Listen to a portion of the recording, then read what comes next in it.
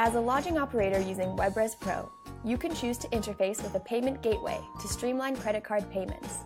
Once set up, the customer simply provides their card and the system either accepts or denies it. But what exactly is happening with the information? If you're curious how payments are handled with the payment gateway interface, here's a quick overview. All payments begin when the customer provides their credit card information. This can be done in person with a card reader.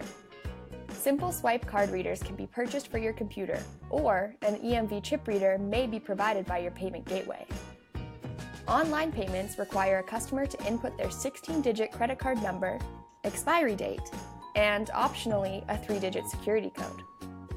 The credit card information then moves directly to your payment gateway, which controls the level of security involved. WebRezPro partners with a number of payment gateway providers. Some gateways use the credit card information as is. Others store the credit card information in a vault and create a unique placeholder, called a token, to be used by WebRezPro.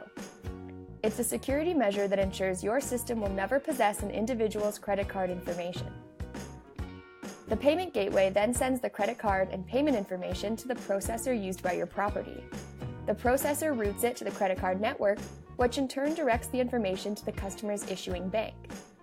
The issuing bank will either approve or deny the transaction, and the response will move from the credit card network through the processor and payment gateway, and finally back to your system. If you are simply authorizing a credit card, the total cost of the booking will be deducted from the customer's credit limit in order to guarantee that funds are available in the future. But no payment will actually be processed. The authorized transaction, linked to the tokenized credit card information, will remain in the system for up to 30 days, depending on the policy of the issuing bank. When it is time to apply the payment, say at the time of checkout, the customer's issuing bank will transfer the funds to the credit card network, which will then deposit in your property's account, completing the payment process. If you need to issue a refund on a credit card, the same pathway is used, and money will be transferred from your bank to the credit card network, which will deposit in your customer's account. Some payment gateways allow authorized payments to be bumped up as a guest makes charges to their room.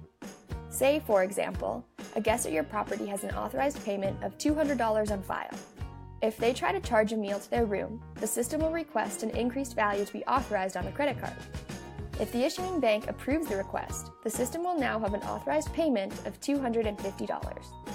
If the request is denied by the issuing bank, the system will alert the server and the customer will need to offer another form of payment. For more information about setting up a payment gateway interface, contact WebRezPro today.